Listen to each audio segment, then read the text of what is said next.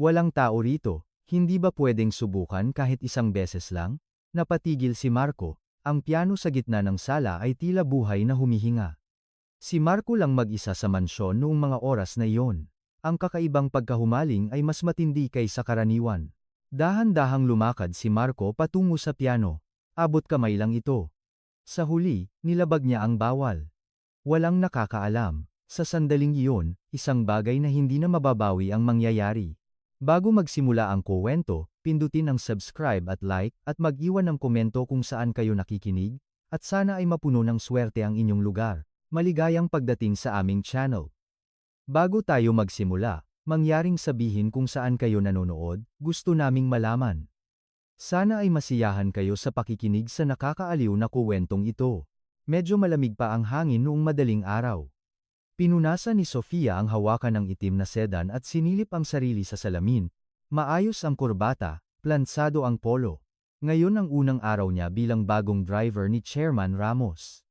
Nang pindutin niya ang doorbell sa malaking gate, agad namang binuksan ng katiwala ang pinto. Maayos na hinubad ni Marco ang kanyang sapatos at maingat na naglakad sa marmol na pasilyo. Ang hangin sa mansion na una niyang pinasukan ay tila napakabigat. Malawak at tahimik, ngunit walang init ng tao ang nararamdaman. Noon iyon, habang dumadaan sa sala, natigilan ang kanyang tingin sa isang lugar. Sa gitna ng sala ay naroon ang isang malaking Steinway grand piano. Sumilip ang sikat ng araw sa siwang ng kurtina, malumanay na humahagod sa itim na ibabaw ng piano. Sa sandaling makita niya ang tanawin na iyon, biglang bumilis ang tibok ng puso ni Marco. Bakit kaya, simpleng marangyang piano lang ito, ngunit hindi siya makaalis, tila tinatawag siya ng piano. Mula sa likod, may narinig siyang kakaibang boses. Bago ka lang dito, hindi ba?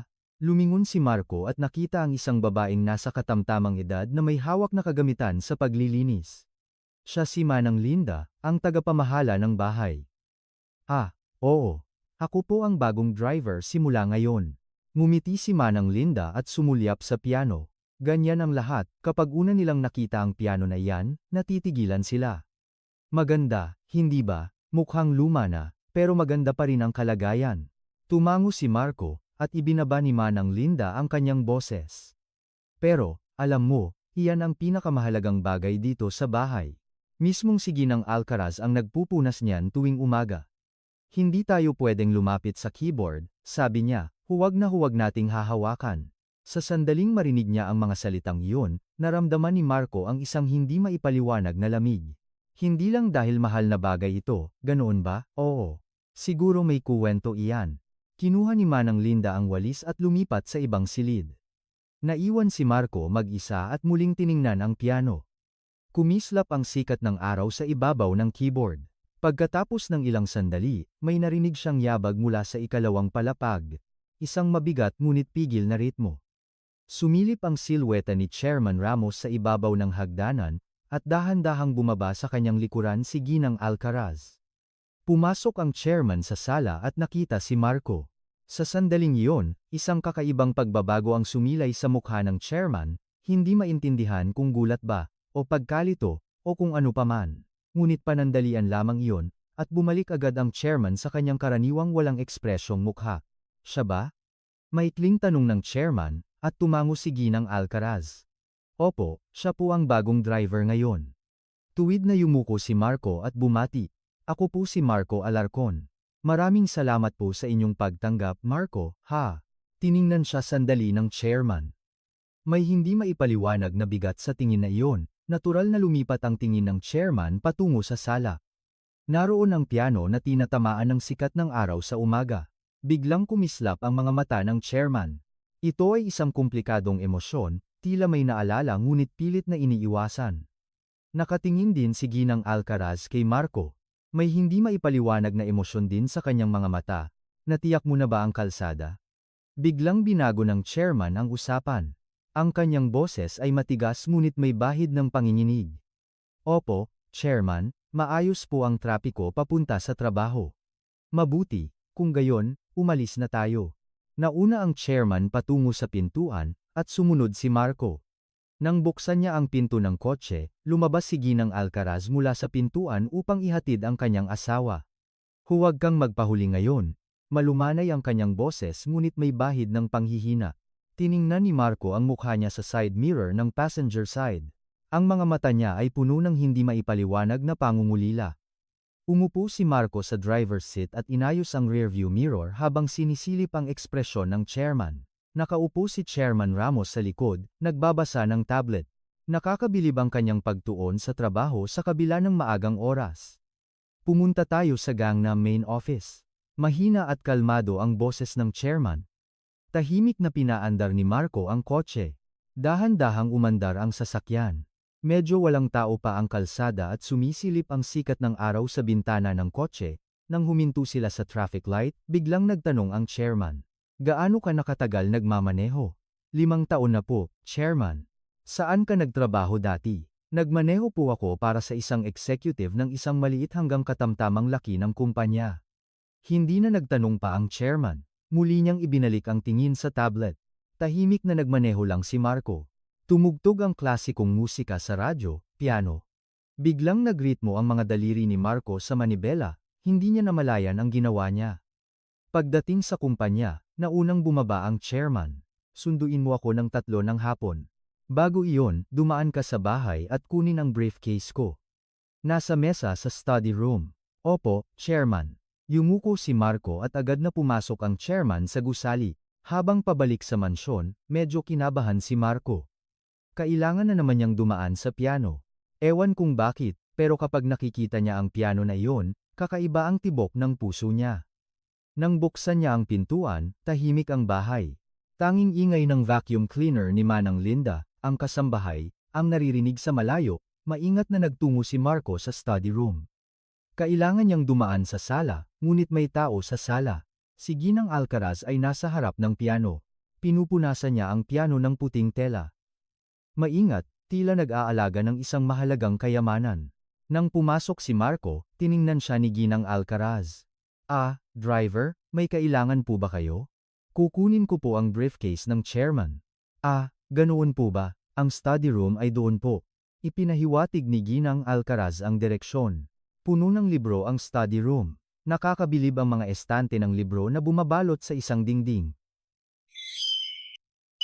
May itim na briefcase sa mesa.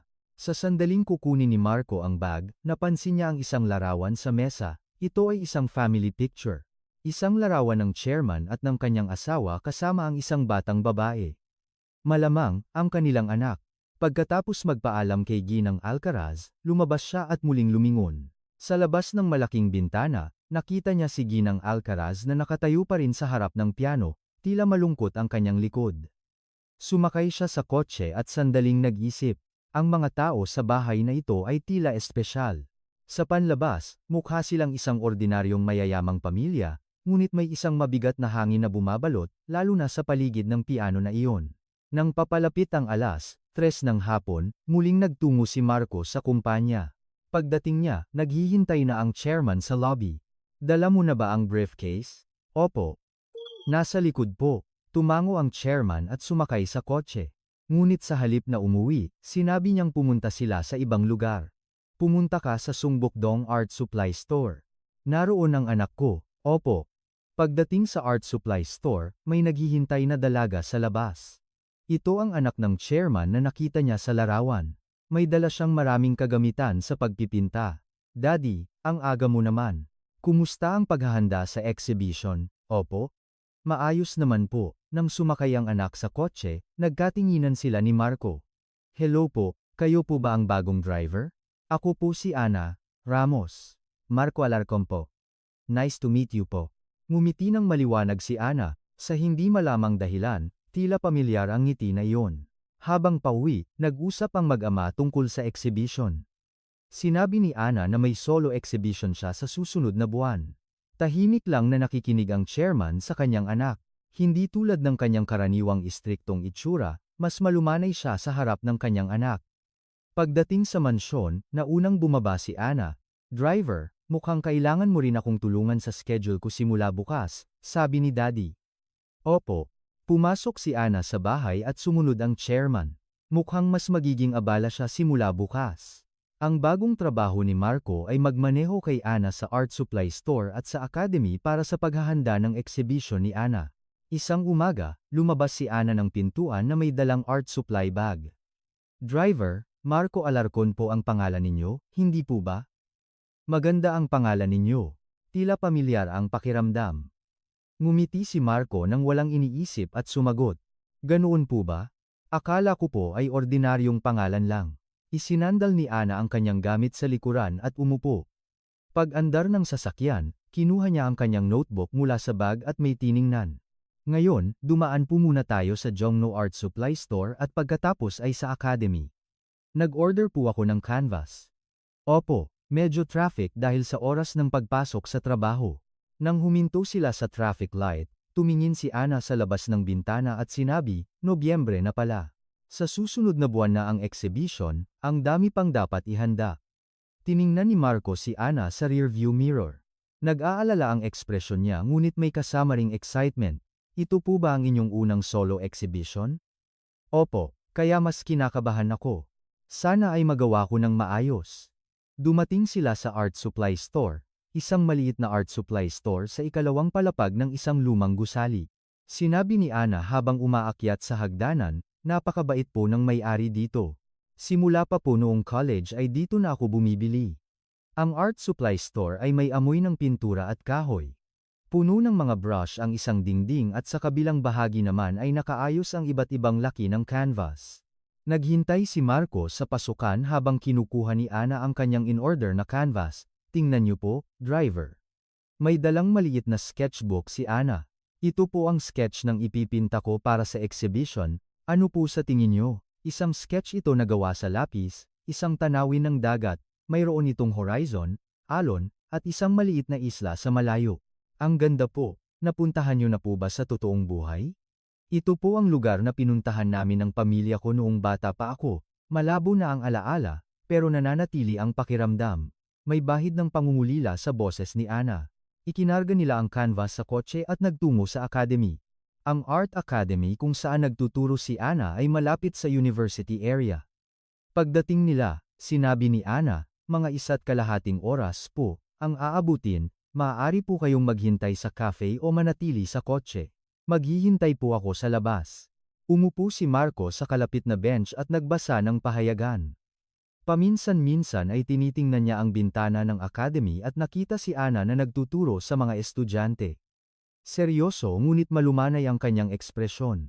Nang matapos ang klase at lumabas si Ana, may pintura sa kanyang kamay at braso. May isang estudyanteng nakatapon ng pintura kaya natagalan ako sa paglilinis. Kinuha ni Marco ang wet wipes mula sa kotse at inabot kay Ana. Kinuha ito ni Ana nang may pasasalamat, ang galing mo naman. Laging may wet wipes ka sa kotse? Ugali na po. Madalas po kasing kailangan. Nang tanghalian, nag-alok si Ana, gutom na po ba kayo? Gusto niyo po bang kumain ng simple? Ililibre ko po kayo.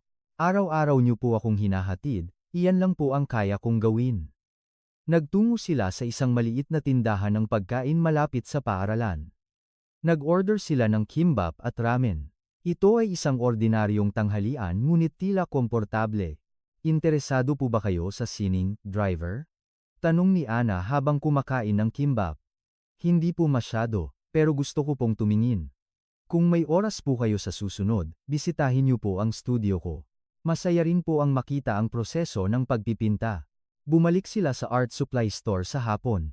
Sa pagkakataong ito, kailangan niyang bumili ng brushes.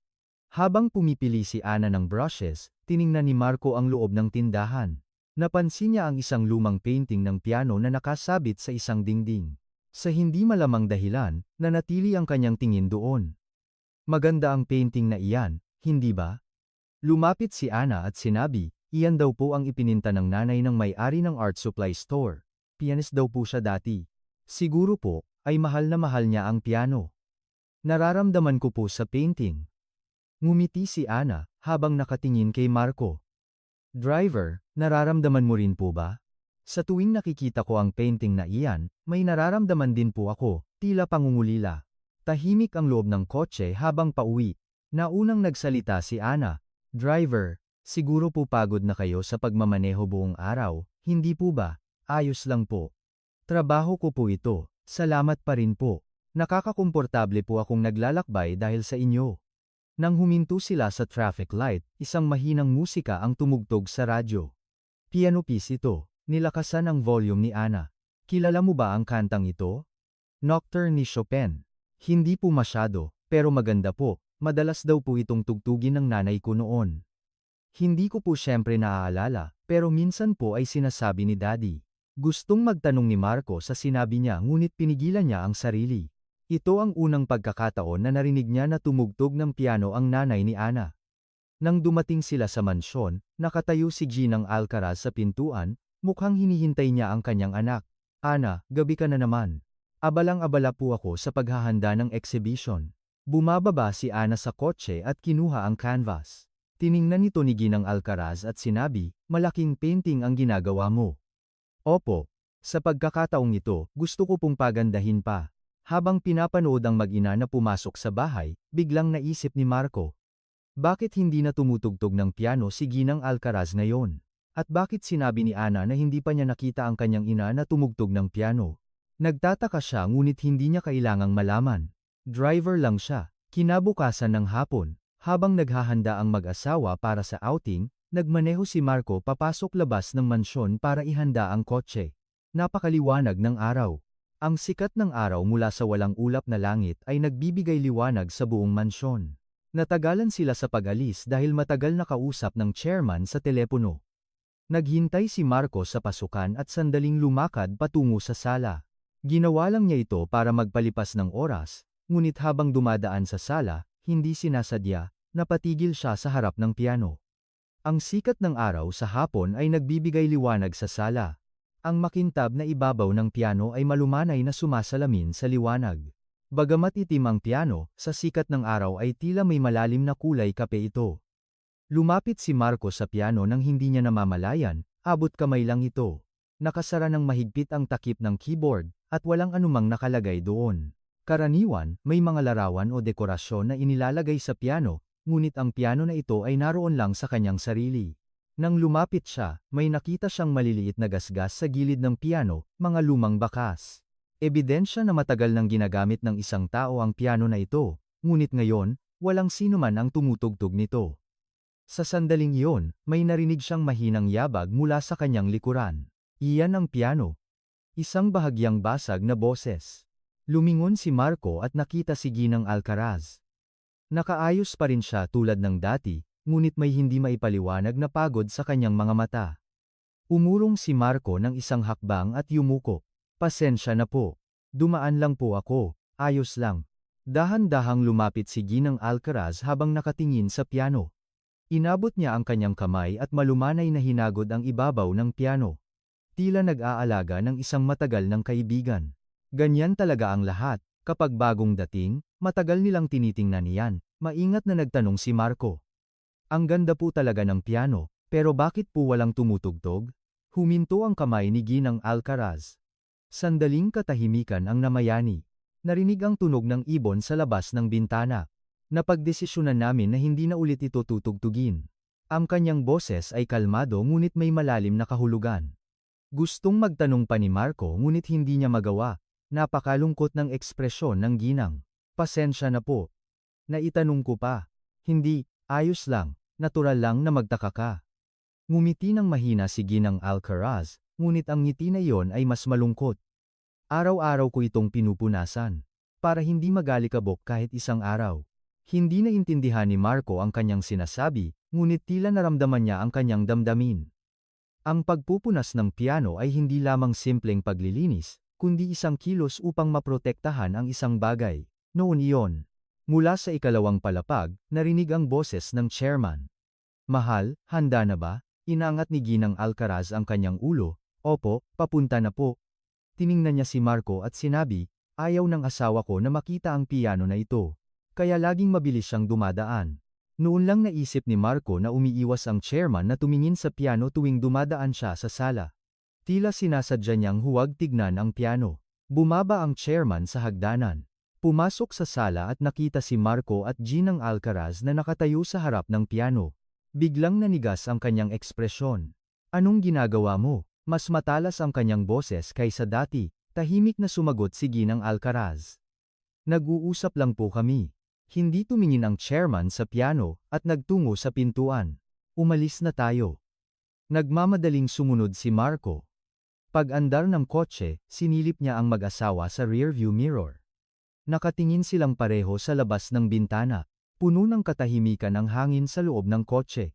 Matagal na silang nagmamaneho ng tahimik na nagsalita si Ginang Alcaraz. Umuwi ka ng maaga mamayang gabi. Niyaya tayo ni Ana na maghapunan. Sige, maikli ang sagot ng chairman. Tahimik na nagmaneho lang si Marco.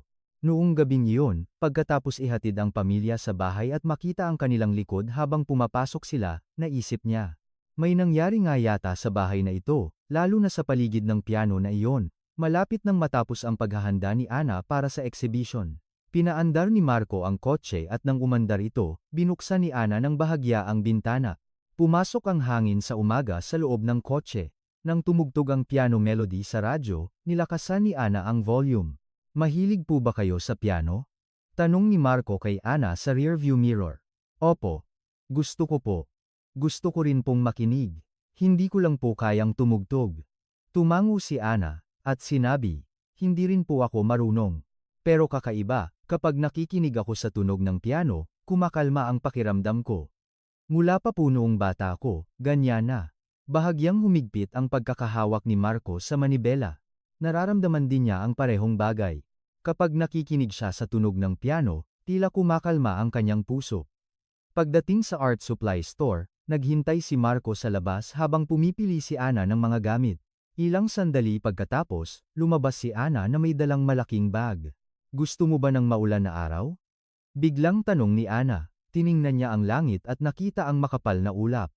Gusto ko po. Gusto ko pong buksan ang bintana at pakinggan ang tunog ng ulan. Talaga? Ako rin po. Mula pa po noong bata ako, laging binubuksan ko ang bintana tuwing umuulan. May bahid ng pagtataka sa boses ni Ana. Nagtaka rin si Marco, dahil bihira lang ang taong mahilig sa maulan na araw. Habang papunta sa paaralan, huminto sila sa traffic light. Walang kamalay-malat na pinipindot ni Marco ang kanyang mga daliri sa kanyang hita, isang regular na ritmo. Noon niya nakita si Ana na pinipindot din ang kanyang mga daliri sa likuran sa parehong ritmo. Oh, sabay silang nagbigay ng tunog. Nagkatinginan sila at awkward na ngumiti. Madalas ko po itong ginagawa, ugali ko na po. Sabi ni Ana, at tumango din si Marco. Ako rin po, hindi ko po alam kung kailan nagsimula, pero nang sunduin niya si Ana matapos ang klase, lumabas si Ana na may dalang kape. Para po sa inyo, driver. Ayos po ba ang Amerikano? Salamat po, paborito ko po iyan. Amerikano lang din po ang iniinom ko. Masyado pong matamis ang iba. Pareho na naman sila. Nagsimulang makaramdam si Marco ng kakaibang pakiramdam. Masyadong maraming bagay ang nag-overlap para sabihing nagkataon lang. Ilang araw ang lumipas at marami pa silang natuklasang pagkakatulad, pareho silang gusto ng parehong kulay, gray. Karaniwan, sinasabi ng mga tao na malungkot ang kulay na iyon, ngunit pareho silang nakadarama ng kapayapaan sa gray. Driver, gusto mo ba ng sandalwood? Isang araw, pagkasakay ni Ana sa kotse, bigla siyang nagtanong. Opo. Paano niyo po nalaman? May amoy po ng sandalwood ang kotse. Ako rin po, nagsisindi ako ng sandalwood candles sa studio ko. Ngumiti si Marco habang nakatingin sa air freshener. Napakagandang bagay. Isang araw, habang abala ang paghahanda sa exhibition, nahiwa ang kamay ni Ana habang naglilipat ng malaking frame. Nagmamadaling kinuha ni Marco ang first aid kit mula sa kotse. Ayos lang po. Maliit lang po ang hiwa. Iwinagayway ni Ana ang kanyang kamay ngunit kinukuha na ni Marco ang disinfectant. Maingat niyang dinisinfect ang sugat at nilagyan ng band-aid. Salamat. Pero ang weird talaga, ano po? Ang komportable ko po kapag kasama kayo, driver. Pakiramdam ko, matagal na tayong magkakilala. Pareho ang iniisip ni Marco, komportable siya kapag kasama si Ana. Kahit magkakakilala lang sila, habang pauwi sa gabi, nagsimulang umulan. Binuksan ni Ana ng bahagya ang bintana, masarap pa rin ang tunog ng ulan. Oo nga po. Nakakapagpakalma ng isip, naging tahimik ang dalawa habang nakikinig sa tunog ng ulan. Patay din ang radyo, tanging tunog lang ng patak ng ulan ang naririnig sa bintana ng kotse. Driver, minsan po ba, nakaramdam na kayo ng pangungulila ng walang dahilan? Tahimik na tanong ni Ana. Opo, kung minsan, nakakaramdam po ako ng pangungulila kahit hindi ko alam kung ano ang kinakahidnan ko. Ako rin po. Lalo na kapag nakakarinig ako ng tunog ng piano. Tiningnan ni Marco si Ana sa rearview mirror. Nakatingin din siya sa labas ng bintana. Ang ilaw ng streetlight na lumabo sa ulan ay nagbibigay liwanag sa kanyang mukha. Pagdating sa mansyon, nakatayo ang mag-asawa ng chairman sa pintuan. May hawak silang payong, hinihintay ang kanilang anak. Ana, nabasa ka ba? Nag-aalalang tanong ni Ginang Alcaraz. Hindi po, ayos lang. Bumababa si Ana sa kotse at lumingon kay Marco. Salamat po sa pagod niyo ngayon. Magkita po tayo bukas. Yumuko si Marco at pinanood ang pamilya na pumasok sa bahay. Sandaling lumingon ang chairman. Nagkatinginan sila ni Marco, may hindi maipaliwanag na emosyon ang sumilay sa mga mata ng chairman ngunit agad siyang tumalikod at pumasok sa bahay. Habang ipinapasok ang kotse sa garahe, naisip ni Marco, ang daming pagkakatulad na ito kay Ana ay nagkataon lang ba? O may mas malalim na kahulugan? Hindi niya alam ang sagot, ngunit ang malinaw ay gusto niya ang pakiramdam ng kapayapaan na nararamdaman niya kapag kasama si Ana. 2 araw na lang bago ang exhibition. Maaga pa lang, abala na ang mansyon. Gumagalaw ang buong pamilya para sa paghahanda ng solo exhibition ni Ana. Nagkakarga si Marco ng gamit sa kotse. 5 frames, mga printout, 2 kahon, at iba pang gamit. Nagpapabalik-balik si Ana sa pasukan, tinitingnan ang checklist. Iyan lang po, mukhang puwede na po tayong umalis. Magkasama rin ang mag-asawa ng chairman sa exhibition hall. Kinuha ni Ginang Alcaraz ang kanyang handbag at sinabi kay Manang Linda, Manang Linda, umuwi ka ng maaga ngayon. Hindi na yata kami makakauwi bago maghapunan. Opo, Ginang Alcaraz. Kung gayon, tatapusin ko lang po ang paglilinis at aalis ako sa hapon. Ganoon ba? Sumakay na ang buong pamilya sa kotse. Pinaandar ni Marco ang sasakyan at dahan-dahang umalis. Lumayo na ang gate ng mansyon. Umabot ng mga 40 minuto ang paglalakbay patungo sa exhibition hall. Isang maliit na gallery sa gitna ng bayan. Ito ang unang exhibition ni Ana na pinagsikapan niya ng mag-isa. Nang iparada ni Marco ang kotse, bumaba ang pamilya. Umabot ng mga 30 minuto ang paglilipat ng mga gamit sa loob ng gallery, maingat nilang inilipat ang mga frame at inayos ang mga kahon ng printout. Naghintay si Marco sa labas habang nakikipag-usap si Ana sa exhibition planner. Ilang sandali pagkatapos, lumabas si Ana. Driver, mayroon pa pong ibang gamit na naiwan sa bahay. May canvas po at 2 stand ng ilaw sa studio sa bahay. Kukunin ko po ba ngayon? Opo, pakiusap. Kakailanganin po namin sa setting mamayang hapon. Tumango si Marco at muling sumakay sa kotse. Nag-iisa siya. Papunta na ulit sa mansion. Nagmaneho siya ng 40 minuto at dumating sa mansion. Walang laman ang parking lot sa harap ng pintuan. Hindi rin nakita ang kotse ni Manang Linda, mukhang umuwi na siya. Binuksan ni Marco ang pintuan at pumasok. Tahimik ang bahay. Walang ingay na naririnig. Maging ang tunog ng second hand ng orasan ay tila malakas. Ito ang unang pagkakataon na ganito katahimik ang bahay na laging may tao. Kakaibang bigat ang hangin. Hinubad ni Marco ang kanyang sapatos at naglakad sa pasilyo, ang tunog ng kanyang mga yabag ay umalingaw-ngaw sa marmol na sahig. Ang studio ni Ana ay ang dulo ng silid sa ikalawang palapag. Nang buksan niya ang pinto, may amoy ng pintura at turpentine. May 2 canvas na nakatayo sa tabi ng bintana at may nakalagay na stand ng ilaw sa ilalim ng mesa. Maingat niyang binuhat ang canvas. Mas magaan ito kaysa sa inaakala. Kinuha rin niya ang stand at bumaba sa hagdanan. Bumaba siya sa pasilyo ng unang palapag at lumakad patungo sa sala. Kailangan niyang dumaan sa sala para lumabas sa pintuan. Ngunit sa sandaling pumasok siya sa sala, napatigil si Marco, ang piano, ay nasa gitna ng sala sa sikat ng araw. Ang makintab na itim na ibabaw, na maingat na pinunasan ay nagliliwanag, tila humihinga. Sumasayaw ang sikat ng araw sa itim na ibabaw. Napatayo si Marco at tiningnan ang piano. Hindi siya makagalaw habang hawak ang canvas. Muling dumating ang pagkahumaling. Iyon ang kakaibang pakiramdam na nararamdaman niya noon pa, ngunit ngayon, iba na, walang tao. Walang makakakita o makakapigil. Dahil kaya dito, ang pagkahumaling ay mas matindi. Nagsimulang bumilis ang tibok ng kanyang puso. Medyo kinakapos siya ng hininga.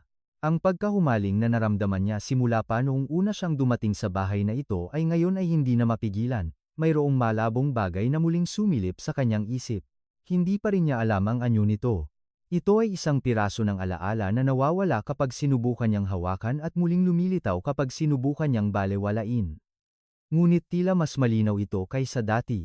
Matagal nang nakatayo si Marco doon, nakatingin sa piano na nagniningning sa sikat ng araw, nararamdaman ang pagbugso ng emosyon na pinipigilan niya.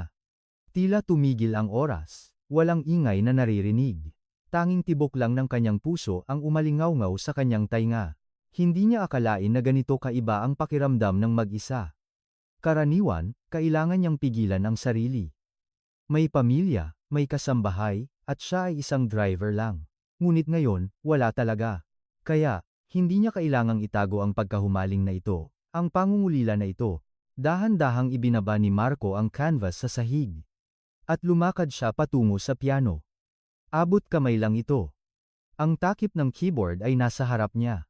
Ang itim na ibabaw ay sumasalamin sa kanyang mukha, tulad ng isang salamin. Ang kanyang puso ay tumibok ng malakas. Nanginig ang kanyang kamay, ngunit hindi siya makatigil. Dahan-dahang binuksan ni Marco ang takip ng keyboard. Clack! Isang maliit na tunog ang umalingaw-ngaw sa tahimik na sala. Lumabas ang 8 keyboard. Ang itim at puting keyboard ay maayos na nakahanay. Huminga ng malalim si Marco. Sa hindi malamang dahilan, nanubig ang kanyang mga mata. Hindi niya alam kung bakit. Simpleng pagtingin lang sa keyboard ng piano. Ngunit may bumubulusok mula sa kaibuturan ng kanyang puso. Pangungulila ba ito? O may mas malalim pa rito? Walang kamalay-malat na hinila ni Marco ang upuan ng piano. Creak! Narinig ang tunog ng upuan na kumiskis sa sahig. At umupo siya. Pagkaupo niya, isang kilabot ang bumalot sa kanyang katawan. Dumating ang hindi maipaliwanag na emosyon. Tila nakahanap siya ng isang bagay na matagal nang nawala. Inilagay ni Marco ang kanyang nanginginig na kamay sa keyboard. Naramdaman niya ang lamig sa dulo ng kanyang mga daliri, na unang gumalaw ang kanyang kaliwang kamay. Hindi siya nag-iisip, kusang gumalaw ang kanyang mga daliri. Do, mi, sol. Natural na nakahanap ng lugar ang kanyang mga daliri. Inilagay din niya ang kanyang kanang kamay. Nakahanap ng lugar ang 5 daliri sa keyboard. Hindi siya nag-iisip. Naaalala ng kanyang katawan. Dahan-dahang pinindot ni Marco ang unang key. Ang malinaw na tunog ay kumalat sa sala. Sa sandaling marinig niya ang tunog na iyon, isang patak ng luha ang lumabas sa mata ni Marco. Hindi niya alam kung bakit siya umiiyak, ngunit hindi tumigil ang kanyang luha. Pinindot niya ang pangalawang key. Gumalaw ang kanyang mga daliri. Nang walang kinalaman sa kalooban ni Marco, kusang hinanap ng kanyang mga daliri ang mga key. Nagpatuloy ang simpleng tunog. Ngunit kakaiba. Hindi siya nagkamali sa unang pagtugtog. Alam na alam ng kanyang mga daliri. Kung aling key ang pipindutin, gaano kalakas ang pipindutin. Ipinikit ni Marco ang kanyang mga mata, at sinunod niya ang direksyon ng kanyang mga kamay. Nagsimulang lumabas ang melody. Sa una, isang simpleng melody, ngunit unti-unting naging mas komplikado. Suportado ng kaliwang kamay ang bass at iginuhit ng kanang kamay ang melody, isang magandang kanta ito. Hindi yata alam ni Marco ang kantang ito. Hindi niya naalala sa kanyang isip, ngunit alam ng kanyang mga kamay. Sumayaw ang kanyang mga daliri sa keyboard, mabilis, mabagal, malumanay, malakas. Puno ng musika ang sala, ang piano na matagal ng tahimik ay muling umaawit. Dumaloy ang luha sa mukha ni Marco. Ngunit hindi huminto ang kanyang mga kamay. Nagpatuloy ang pagtugtog, noon iyon. Clank! Narinig ang tunog ng pagbukas ng pintuan. Hindi narinig ni Marco, na wala siya sa musika. Muntik ko nang makalimutan. Boses ni Ana iyon. Nasa mesa ang USB. Kukunin ko. Sumunod ang boses ng chairman. Pumasok ang pamilya sa pintuan. Sa sandaling iyon, umalingaw-ngaw ang tunog ng piano sa pasilyo. Lahat silang tatlo ay huminto. Namutla ang mukha ni Ginang Alcaraz. Nahulog ang hawak niyang handbag sa sahig. Clunk! Huminto ang kamay ng chairman sa ere. Sa parehong galaw ng paghuhubad ng sapatos, nawala ang lahat ng kulay sa kanyang mukha. Ngunit, suminghal siya, tunog ng piano. Lumakad siya patungo sa sala. Mama, sino ang tumutugtog ng piano? Hindi makasagot si Ginang Alcaraz. Napatayo lang siya doon, nanigas. Nanginginig ang kanyang mga labi. Naunang gumalaw ang chairman. Dahan-dahan, tila isang taong nangangarap. Nagtungo siya sa sala. Tumayo si Ana sa pasukan ng sala. At nakita niya, si Marco na nakaupo sa harap ng piano. Nakapikit ang mga mata habang tumutugtog ng piano. Napatayo si Ana na tila napako sa lugar. Pamilyar ang melody. Ang kantang ito, bulong ni Ana. Nocturne yata. Pumasok ang chairman at Ginang Alcaraz sa sala. Nakita nilang nakatayo si Marco sa harap ng piano, isang maliit na ungol ang lumabas sa labi ni Ginang Alcaraz. Bumuhos ang luha sa kanyang mga mata, hindi makagalaw ang chairman. Bahagyang nanginginig ang kanyang mga kamay. Sa sala, tanging tunog lang ng piano ang dumadaloy.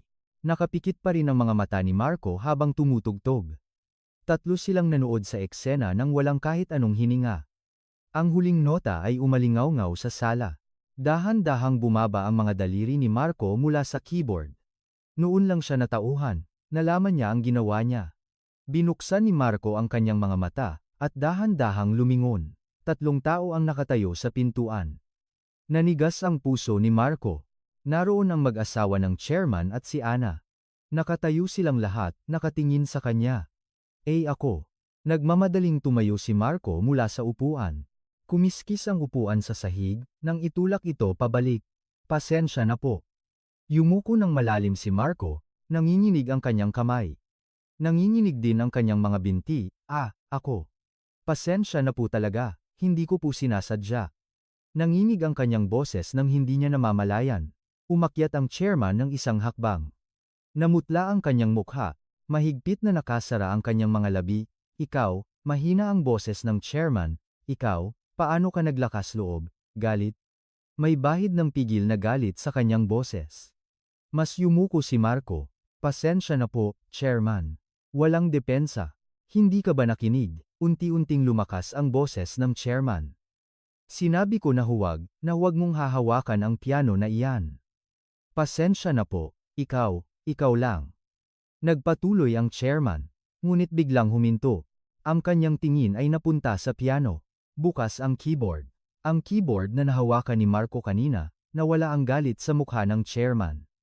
Sa halip, ibang emosyon ang sumilay. Pagkalito ba ito? O takot? Ang kantang iyan. Nanginginig ang boses ng chairman habang nagtatanong.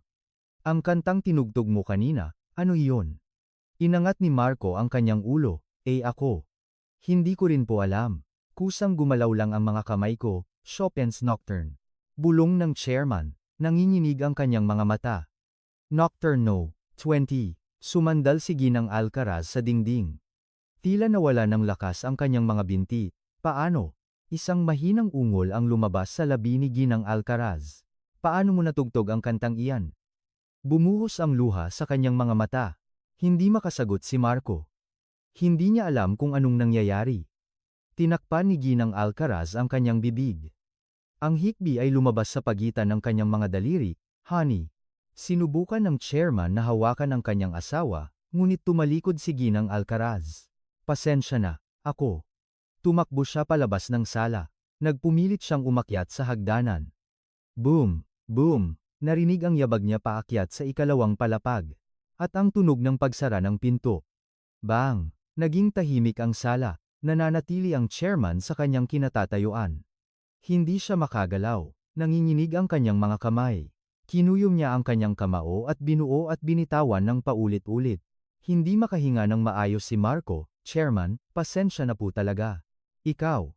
Tiningnan ng chairman si Marco. Wala sa kanyang mga mata ang galit o pagbatikos. Sa halip, puno ito ng hindi maipaliwanag na pagkalito. Saan mo natutunan ang kantang yan? Hindi ko po natutunan. Hindi natutunan?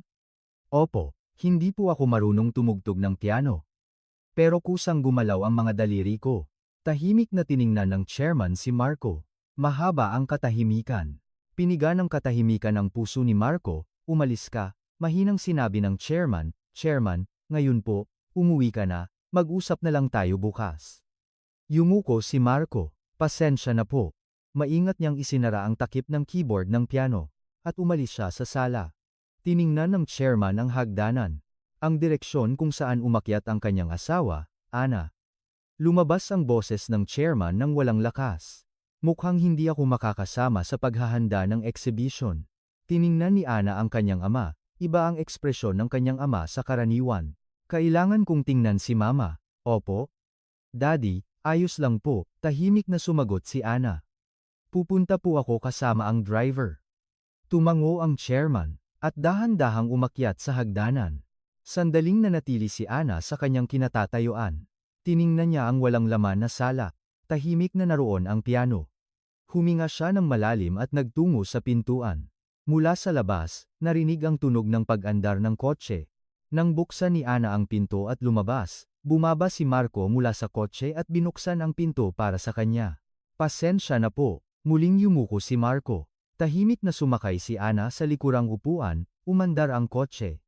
Matagal na walang nagsalita. Hindi rin binuksan ang radyo. Tanging tunog lang ng makina ang tahimik na umalingaw-ngaw. Huminpit ang pagkakahawak ni Marco sa manibela. Nanginginig pa rin ang kanyang kamay. Anong nangyari kanina? Bakit umiyak si Ginang Alcaraz? Bakit ganoon ang ekspresyon ng chairman? At bakit alam ng kanyang kamay ang kantang iyon?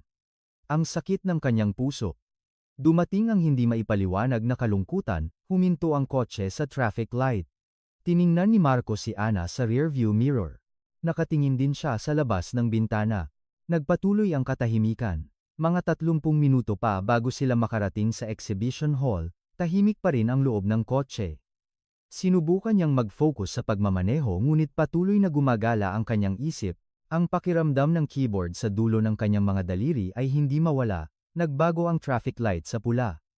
Huminto ang kotse. Noon, narinig ang boses ni Ana mula sa likurang upuan. Driver, tiningnan siya ni Marco sa rearview mirror. Opo, ang pagtugtog niyo po ng piano kanina, hindi na nakapagpatuloy si Ana. Sandali siyang nag-alinlangan at muling nagsalita, parang nakita ko po sa panaginip. Huminto ang kamay ni Marco sa manibela. Sa panaginip, opo, mula po noong bata ako, paulit-ulit po ang panaginip ko. Nanginginig ang boses ni Ana. May nakaupo sa harap ng piano. Likod lang po ang nakikita ko. Kapag sinubukan kong lumapit, nagigising ako. Pero ngayon, nang makita ko kayong nakaupo sa harap ng piano, huminga ng malalim si Ana. Iyon po ang panaginip ko. Nagbago ang traffic light sa berde, pinaandar ni Marco ang kotse. Ngunit tuyo ang kanyang mga labi, ako rin po. Tahimik na sinabi ni Marco, na naginip ako ng ganoon, umusad si Ana. Talaga po? Opo.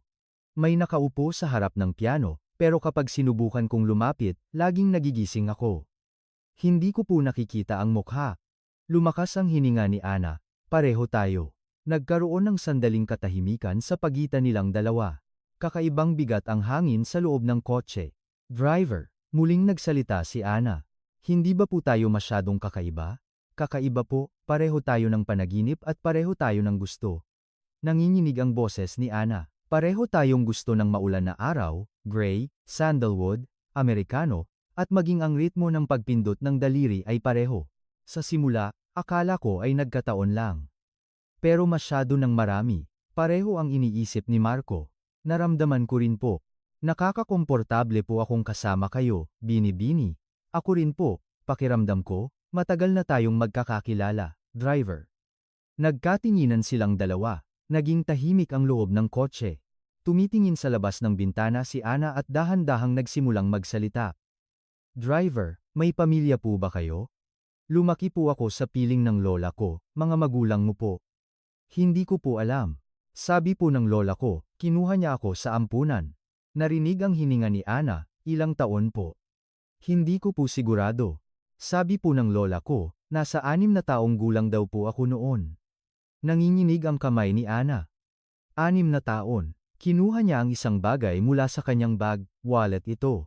Kinuha niya ang isang lumang larawan mula sa wallet. Matagal na tiningnan ni Ana ang larawan at tahimik na nagbulong sa sarili. 6 na taon din po ang kapatid ko.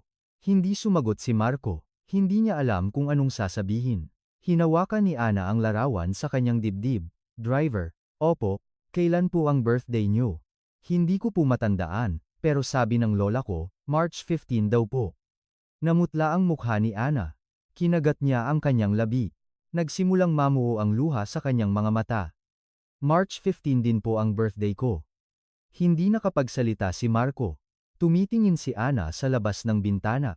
Tila pinipigilan niya ang kanyang luha. Matagal na katahimikan ang namayani. Ito na po ba ang exhibition hall? Nanginginig ang boses ni Ana. Opo. Muling pinaandar ni Marco ang kotse. Dahan-dahang umandar ang sasakyan. Patuloy na tinitingnan ni Ana ang larawan sa likurang upuan. Isang patak ng luha ang lumabas sa kanyang mga mata. Nakita iyon ni Marco sa rearview mirror ngunit wala siyang sinabi. Walang nagsalita sa kanilang dalawa. Ngunit alam ni Ana. Hindi posibleng nagkataon lang ang lahat ng ito. Samantala, nakatayo ang chairman sa bintana sa ikalawang palapag. Nakikinig sa tunog ng kotse na umaalis. Ang kotse na lulan sina Ana at Marco ay lumalabas na sa gate. Dahan-dahan siyang lumingon. Tumingin siya sa ibaba. Nasa sala ang piano. Nakasara ng mahigpit ang takip ng keyboard. Ngunit tila may naiwan pa ring bakas ng kamay ng isang tao sa ibabaw nito. Naglakad ang chairman sa pasilyo ng ikalawang palapag at huminto sa harap ng isang silid. Nakasarado ng mahigpit ang pinto. May alikabok sa door handle. Ebidensya na matagal nang walang nagbukas. Nanginginig ang kamay ng chairman habang hawak ang door handle. Creak. Dahan-dahang bumukas ang pinto. Madilim ang loob ng silid. Nakasarado ng mahigpit ang mga kurtina, binuksan ng chairman ang ilaw. Sa sandaling iyon, isang espasyo na tila tumigil ang oras ang lumitaw. Maliit na mesa, bookshelf, kama, lahat ay nandoon pa. Tulad ng araw na iyon, 24 taon na ang nakalipas, dahan-dahang pumasok ang chairman sa loob ng silid, maingat upang hindi magkaroon ng ingay ng yabag. Mayroong isang picture book sa mesa. Nakabukas ang pahina. Ito ang aklat na hindi natapos basahin ng kanyang anak noong umagang iyon. Inabot ng chairman ang kanyang kamay at huminto. Tila masisira ito kung hawakan niya. Noon, may narinig siyang mahinang tunog mula sa likod. Honey, nakatayo si Ginang Alcaraz sa pintuan. Namumugto ang kanyang mukha sa luha.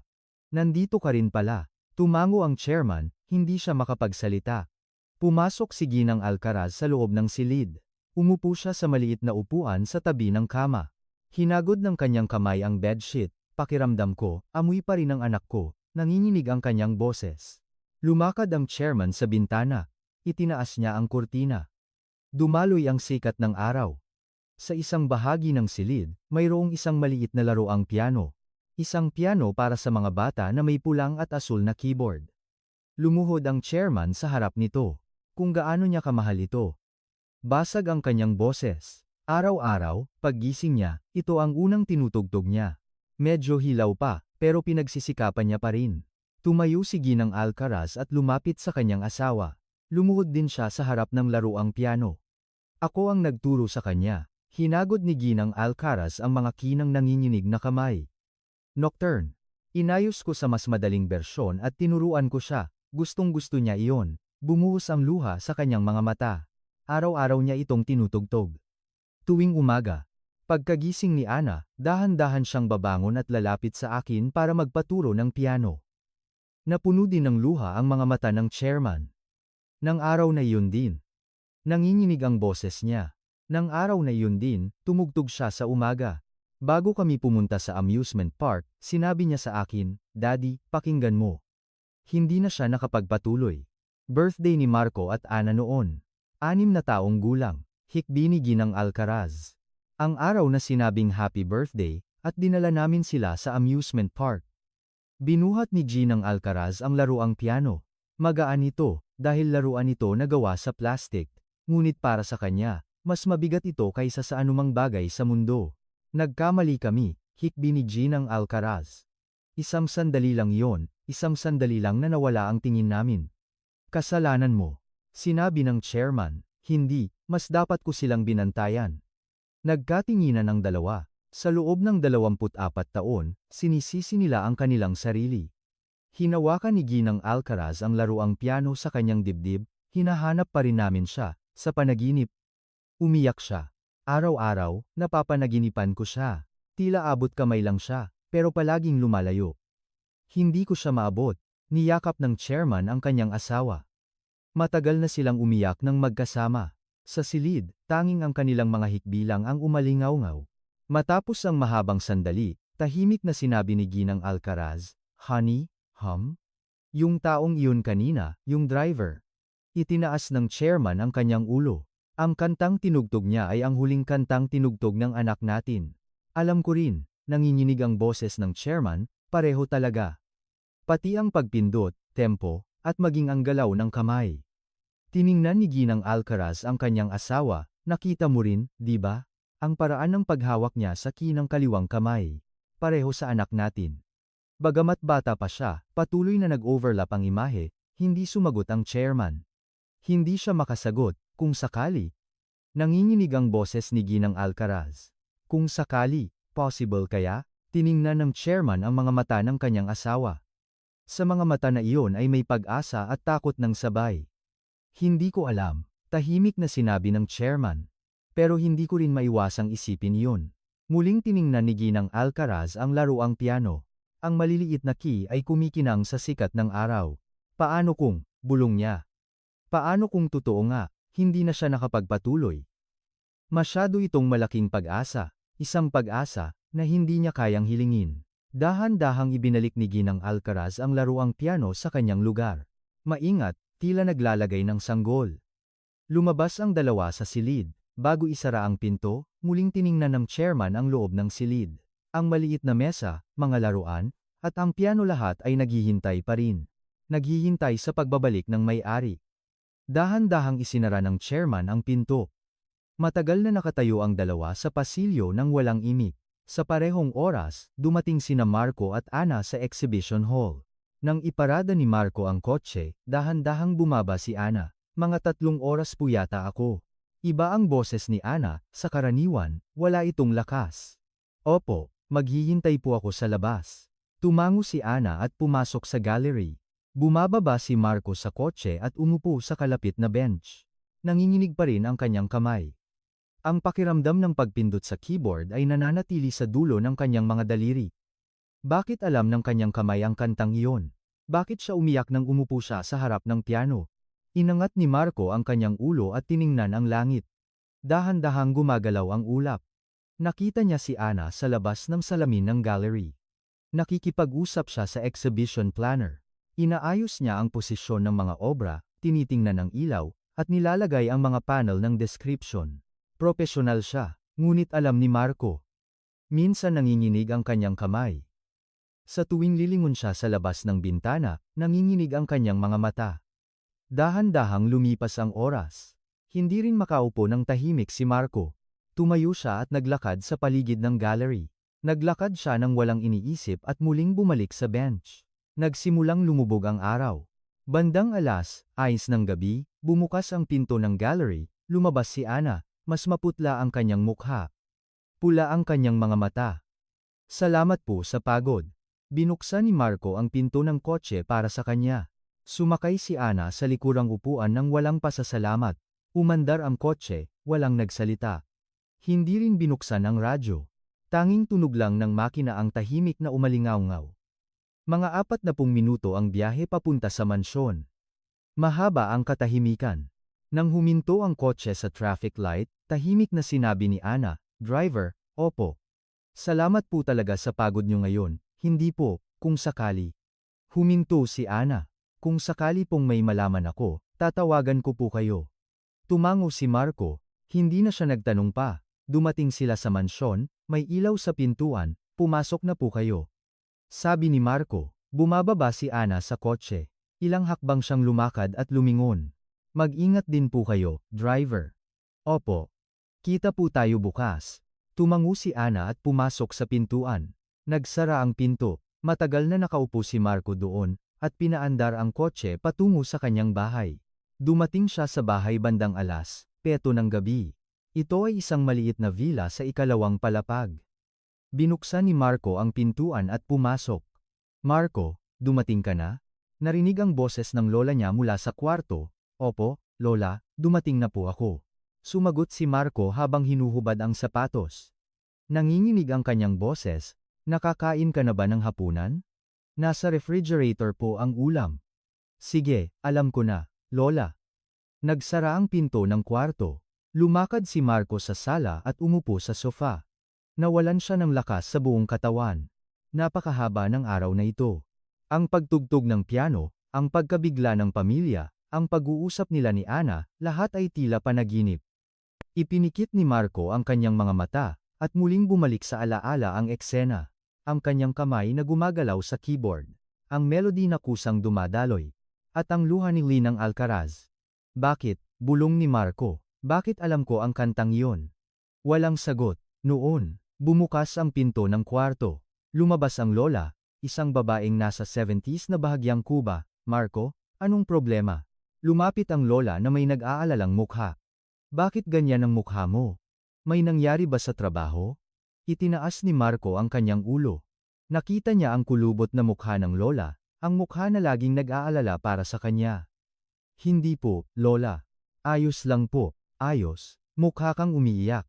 Umupo ang lola sa tabi ni Marco. Sabihin mo sa akin kung anong problema. Kinagat ni Marco ang kanyang labi. Saan niya sisimulan ang kuwento, lola? Opo. Alam niyo po ba kung saan ako nanggaling? Sandaling nanigas ang ekspresyon ng lola. Bakit bigla mong tinatanong iyan? Nagtataka lang po ako. Huminga ng malalim ang lola. Sinabi ko na sa iyo, kinuha kita sa ampunan, hindi ba? 6 na taon ka pa lang noon. Bago po iyon? Sino po ang mga magulang ko? Hindi ko alam. Hindi rin sila nahanap ng pulis, tanging pangalan mo lang ang naaalala mo. Lola, paano niyo po naitakda ang birthday ko? Tanong ni Marco.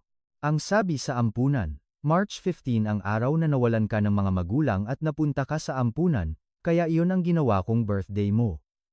Mula noon, iyon na po ang naging birthday ko. Hinawakan ng lola ang kamay ni Marco.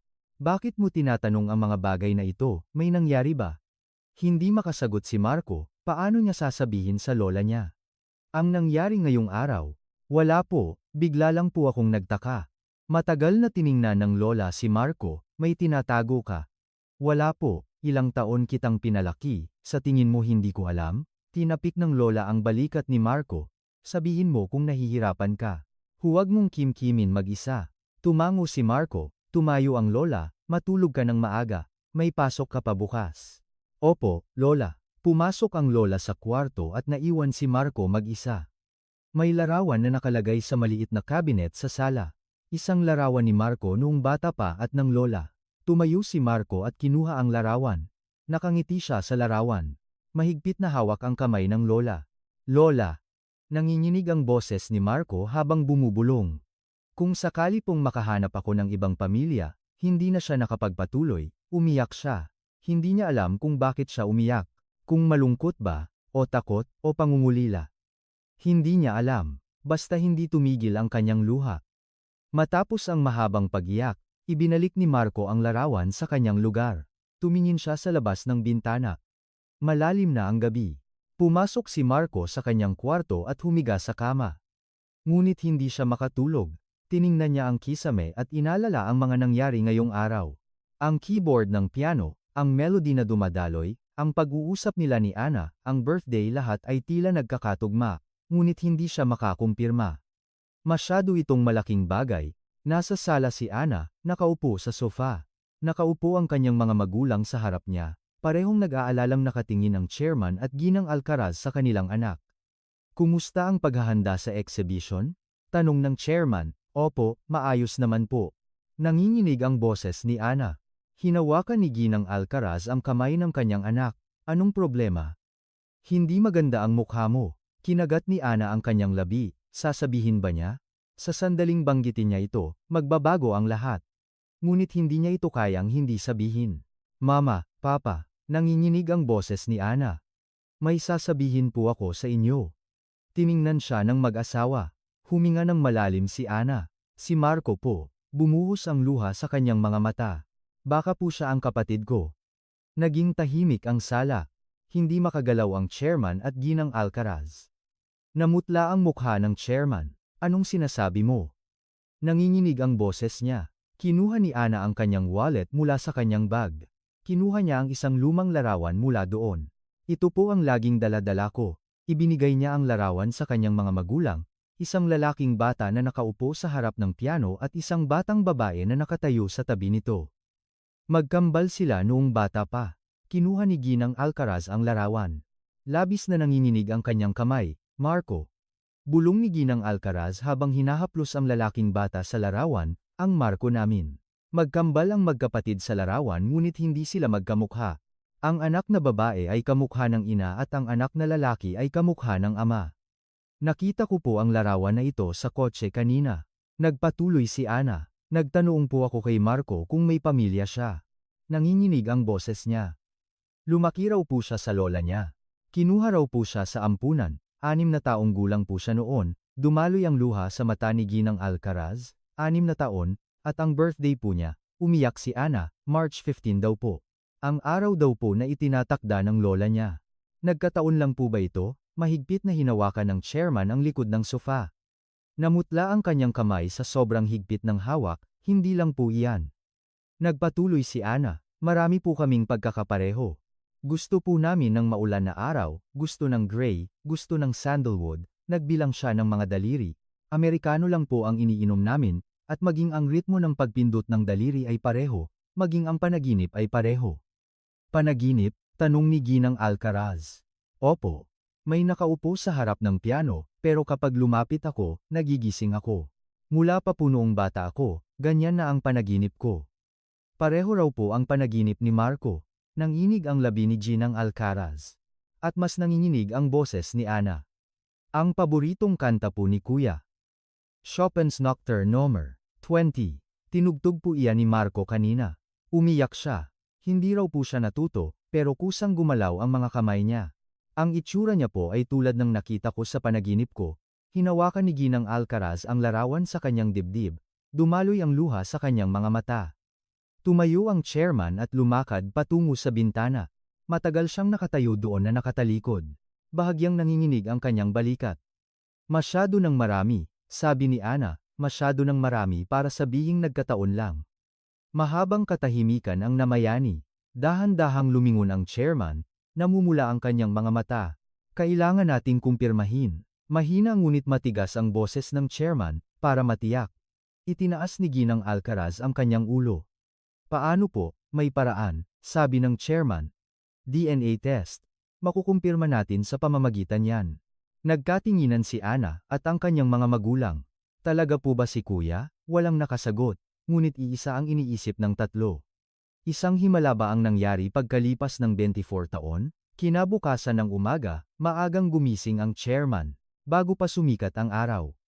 Pumasok siya sa study room at umupo sa harap ng mesa.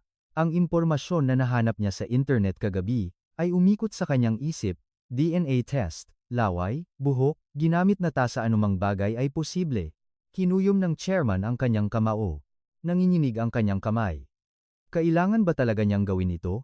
Nang hindi alam ni Marco, ngunit hindi niya kayang hindi kumpirmahin. 9:09 ng umaga, dumating si Marco sa mansyon. Good morning po, chairman. Nandito ka na ba? Ngayon, pupunta ako sa main office sa umaga, at pupunta naman si Ana sa exhibition hall sa hapon. Opo, hindi ito naiiba sa karaniwan. Parehong kumilos ang chairman at Marco, ngunit mabilis ang tibok ng puso ng chairman. Bago tayo umalis, uminom muna tayo ng isang basong tubig, sabi ng chairman. Ayos lang po, hindi, uminom ka. Manang Linda, tubig nga. Nagdala ng tubig si Manang Linda. Nagpasalamat si Marco at ininom. Pinanood ito ng chairman. Ibinaba ni Marco ang tasa sa mesa at nagtungo sa pintuan. Ihahanda ko na po agad ang kotse. Pagkaalis ni Marco, tiningnan ng chairman ang tasa. Nanginginig ang kanyang kamay. Bumaba si Ginang Alcaraz sa hagdanan. Nagkatinginan sila ng kanyang asawa, Honey. Mahina ang boses ng chairman. Kailangan nating gawin. Tumango si Ginang Alcaraz. Nag-iisip din siya buong magdamag. Maingat na kinuha ng chairman ang tasa, inilagay niya sa plastic bag. Dadadalin ko sa ospital, mag-ingat ka. Nanginginig ang boses ng dalawa. Noong hapong iyon, dumaan ang chairman sa ospital. Pagkatapos ihatid si Marco sa kumpanya, nagtaksi siyang mag-isa. Nandito po ako para sa request ng test. Opo, chairman, ready na po. Iniabot ng chairman ang plastic bag. At kailangan din po namin ng comparison sample. Sabi ng damdangdya, person in charge.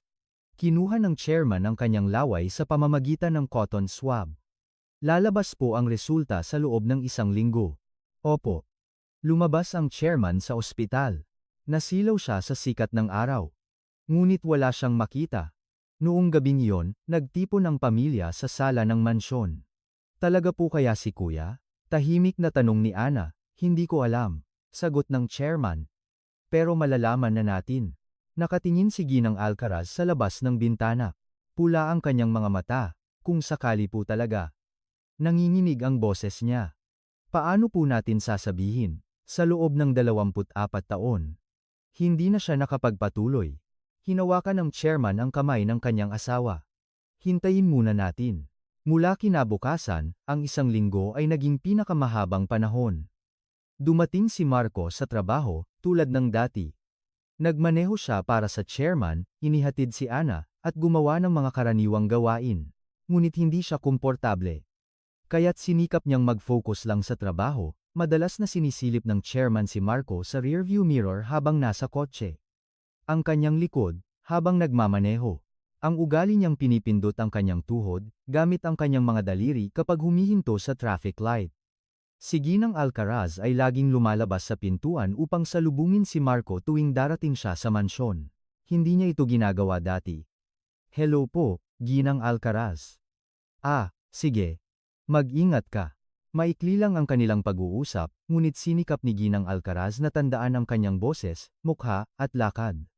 Mas madalas na nakikipag-usap si Ana kay Marco. Driver, gusto mo ba ng kape? Amerikano, di ba? Ah, salamat po. Pinanood ni Ana si Marco habang umiinom ng kape. Ang paraan ng paghawak niya sa tasa at ang bilis ng pag-inom niya ay pareho sa kanya. Tuwing gabi, kinukuha ni Ana ang mga lumang larawan. Ang kapatid niya sa harap ng piano. Minsan, nakakaramdam si Marco ng kakaibang pakiramdam. Tila bahagyang nagbago ang pakikitungo ng pamilya ng chairman sa kanya, mas maingat at mas mainit. Bakit kaya? Ngunit hindi niya tinanong. Tahimik lang siyang nagtrabaho.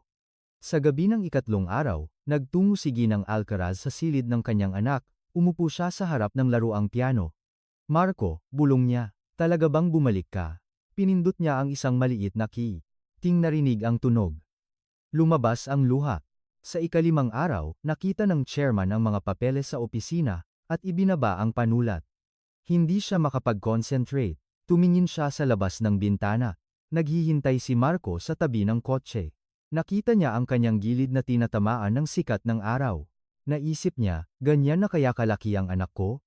Ipinikit ng chairman ang kanyang mga mata. Nagpipinta si Ana sa kanyang studio.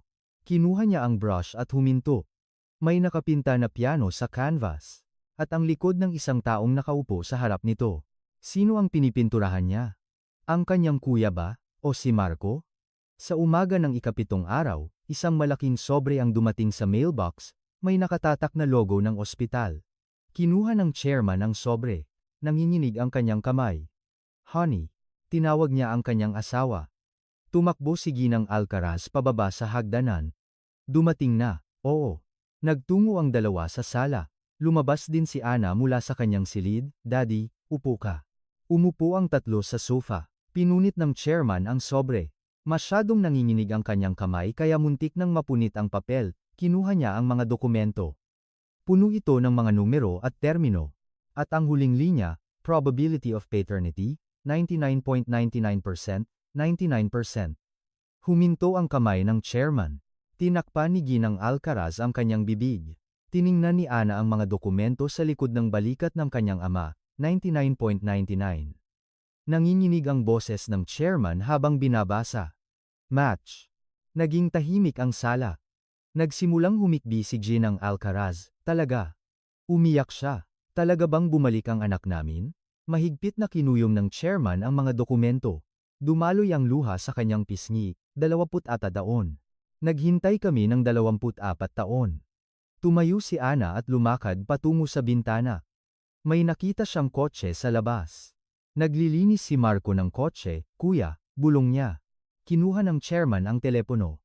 Papasukin mo si Marco Alarcon. Nanginginig ang boses niya.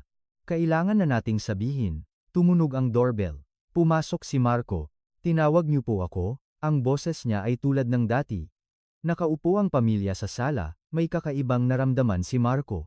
Iba ang hangin, pula ang mga mata ni Ginang Alcaraz. Mukhang umiyak siya, nanginginig ang kamay ng chairman.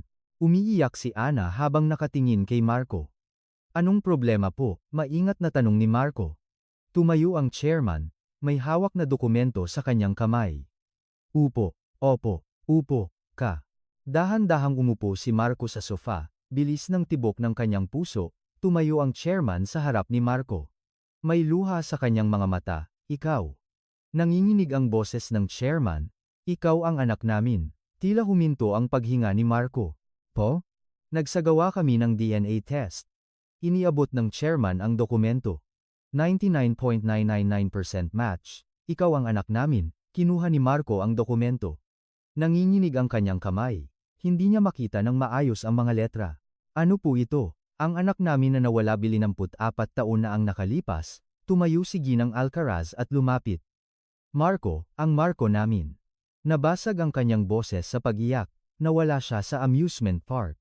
6 na taong gulang pa lang siya. Isang sandali lang na nawala ang tingin namin. Lumuhod si Ginang Alcaraz. Sa harap ni Marco, pasensya na talaga. Hinawakan niya ang kamay ni Marco, kasalanan ko.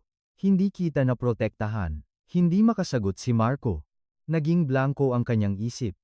Siya nga ba ang tunay na anak ng mga taong ito? Nahanap ka namin, sabi ng chairman. Ginawa namin ang lahat, pulis, private detective. Sinaliksik namin ang buong bansa, ngunit hindi ka namin mahanap. Nanginginig ang boses niya.